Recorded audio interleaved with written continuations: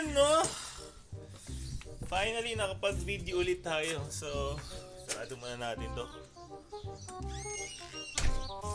Okay, so ito yung update natin. May mga nabawasan ng ibon, syempre. Pero pakita ko pala sa inyo yung binigay sa atin. Ito.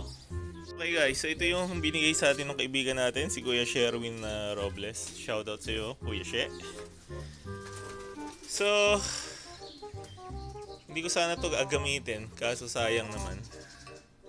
So, parang mas maganda siyang gamitin pala. Kaya, heto.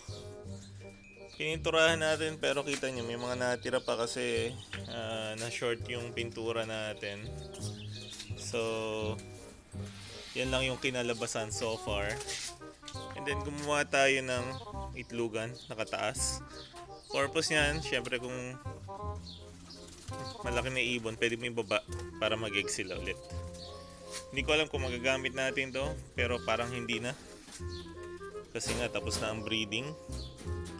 So, yan. Yan siya. Ang ganda ng pinalabasan. And then, sinabit ko lang muna siya dito. So, dahil hindi naman umuulan, so okay naman siya yan. And then, ito may ganito tayo. Gagawin natin siyang bubong naman dito. Or, kung sisipagin tayo, babaklasin na naman natin yan. At gagawa tayo ng ibang style naman. It's either baba, taas, or isang ganyan. But we'll see. Okay? And then dito, ito yung mga last natin. Ito pinroject lang natin kasi nga may mga nangangailangan. So, ang bloodline nito is Ornat. And then, of course, yung lahi ng ating si Big Balls. Okay? So, yan yung anak niya. So, ang cute, silver parehas. Malakas yung dugo ng Big Balls natin. And then, dito sa kabila, ito yung community na breeding natin. Kung papansin nyo, marami na tayong inalis. Pero may mga humabol, syempre. Ayan, oh. Pakita ko sa inyo yung mga cutie patuti natin, oh. Ayan, oh. Ang healthy nila. So, yan. At ito yung ating Smokey Joe na nakakross sa Galaxy line natin. At syempre meron tayong mga wedding line. So pasintabi po sa flooring kasi alam niyo naman may dumi ng ibon. So ganyan talaga yan. And then susoliin na natin ko yan yung babae na yan sa ating kaibigan, si Kuyang Oscar. Okay? Bago pa man siya umitlog ulit, kailangan na natin siyang isoli. And then dito sa side na to, syempre nandito si Snow White. At ito yung kanyang mga anak. Diba? Ang cute nila, oh. So ibinaba ko sila dito. Last week baby pa sila. Kasi gusto ko silang turuan na kumain agad. So natuto naman. So ito yung first nila. So second week nila na nandito sila. So yan yung iniintay natin. And then dito sa kabila, ito yung best kettle natin at saka yung relax na stichal bout. Okay? So yun, nag-egg na siya. Ang ganda. So pinag-egg ko sila kasi ito matanda na. Gagawin ko lang siyang stock bird. Okay? So para lang ma-save ko yung kanyang bloodline. Then dito sa kabila, ito syempre yung ating best kitten. Okay? So susubukan din natin to sa OLR tsaka Futurity Race. Ito naman, syempre ito yung napaka-controversial natin na sablon. Okay? Shout out sa kaibigan natin si KCV, siyang nagbigay sa atin ito. Okay, so in-improve natin na in-improve tong line na to. Ang next project natin is palaparin natin yung katawan na parang mga kittel. Yan ang next project natin. So, makikita nyo yan soon. Okay? And then dito sa kabila, syempre, yung galing sa ating kakuyang na si Kuyang Dobby. Ayan o. Ang damot magbigay ng puti, Kuyang Dobs. Grisel pa yung binigay na isa. Okay. At nandito yung ating sure bet na inahin. So, in-experiment natin siya. Binangga natin siya sa maliit na kak. Okay. Ayun yung kak na yan. Tatry natin kung napaliit ba natin or what. And then dito sa kabila, syempre, ayan no, nagpuputi na lang tayo. Natutuwa tayo sa puti. And then pinayaya natin itong ni Snow White dito. And then finally yung ibon ng anak natin, si Yellow. May egg na sila pero ibibigay na natin yan kung sino man ang may gusto. Okay, comment lang kayo kung sino may gusto. Kaya lang dapat yung malapit lang dito sa bahay. Tapos, syempre ito yung old Flyers loft natin. Buhay pa rin sila. Okay. Ayan. And then, konti na lang yun nandiyan na natitira. Yung best of the best na lang. So, up to the challenge na naman sila next week.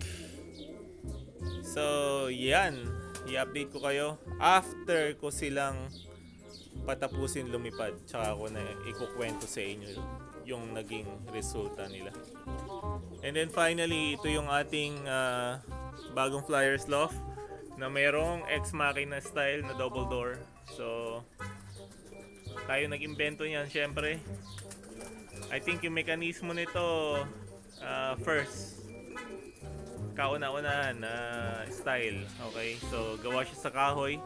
Pero yung ginawa natin, yung sinabitan natin is DIY na bakal. Winelding natin parehas yan. Okay, DIY lang yan. And then yung naging flooring natin, courtesy ni Liang Loft. So na-acquire natin yan sa kaibigan natin si Skyloft. Shoutout sa iyo, Kuyang Malvar.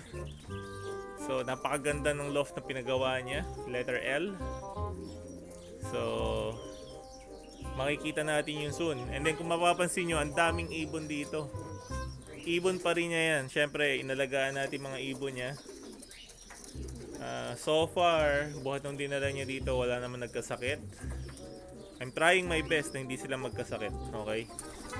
So, alaga ko sila ng probiotics natin. And then, siyempre, yung weekly maintenance nila na apple cider, kasama yan. Para hindi mag-grow yung pathogens. Like yung sinabi ko, yan yung mga bad bacteria na nagkukos ng sakit para sa ibon. So, ito quick tips. Sa mga nagre-race, huwag nyo ugaliin na pag uwi ng ibon, bibigyan nyo agad ng Tony's Treasure. It's a no-no for me. Okay? Kasi kung mapapansin nyo, pag nagkasakit na talaga sila, tinatanong nyo yung sarili nyo bakit ayaw nang gumana ng Tony's Treasure. Yun ang sagot doon. Okay. So, ako ano ginagawa ko pag umuwi sila, ang pansalubong ko lang is probiotics. Pag may nakita ako na tumukod or may dumi ang paa, pinapainom ko siya ng mayroong konting apple cider. Para lang mamatay yung mikrobyo doon sa ininom niya. And so far, nagwo-work sa akin yon. So, hindi ko siya binigyan ng kahit na anong antibiotic. Probiotics ko lang and then yung apple cider. That's it. So wala tayong binibigyan na antibiotics sa mga Flyers natin. Okay, so far so good. Wala tayong na-encounter na problema. Salamat sa probiotics ni Boss Jaguar. Okay, sa lahat na nag-acquire, salamat sa inyo. At finally, napatotohanan natin na nagwo-work talaga. Okay? So kung mapapansin nyo, hindi tayo naglagay ng mga natural na pampatigas ng pupo like saging. Kasi gusto ko makita kung talaga nagwo-work. And truly, nagwo-work siya talaga without yung ingredients na yon. And then syempre, tinry din natin gumamit nun ng may saging. Wala namang masama mag-try. Basta make sure yung nilalagay nyo is magbe-benefits yung mga alaga nating ibon. Okay. Sabi ko nga, ang pinaiinom ko lang ay ihi ng bakla. Kinuha pa natin yan sa bundok ng Tralala. Okay, so sabi ko lang yun kasi napaka-energetic nila. Okay, so konting sulyap sa mga ibon natin. Ayan no, ang popogi. Ang titikas. Okay. So, ayan sila. Sa pakilala ko sa inyo, yan si Choi Choi. Ito si Junior Surebet. Ito si Whitey. Ito si Cimarron. Ito yung napakagwapo nating si Sherbet, of course.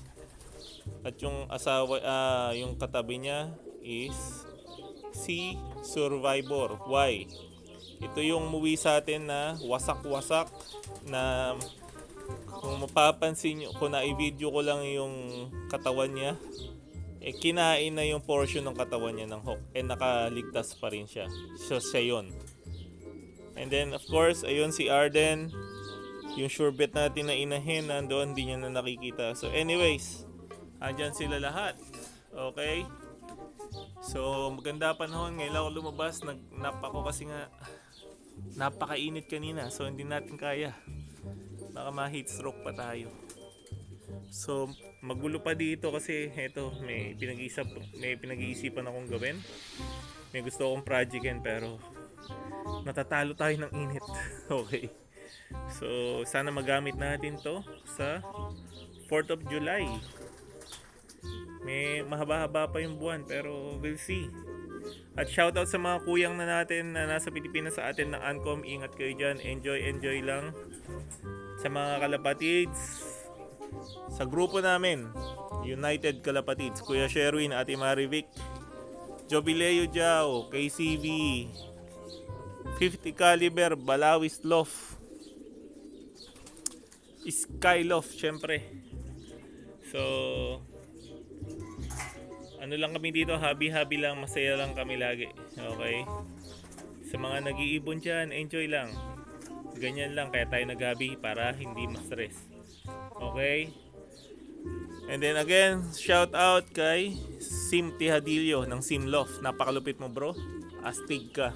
Back to back combined winner. Lap 1, lap 2 and lap 3. Okay, alam ko magsusunod-sunod na yan hanggang sa huli. Okay? Nagkwentuhan kami kanina saglit through chat messenger. Okay. Nice chatting with you bro. Sana makuha ko yung kailangan mo. Okay, so i-discard kita, don't worry. So again, eto, medyo magulo yung lugar na naman natin. Okay, so kailangan na naman natin maglinis. Okay, paano pa? Alam niyo na. Rak-raka na.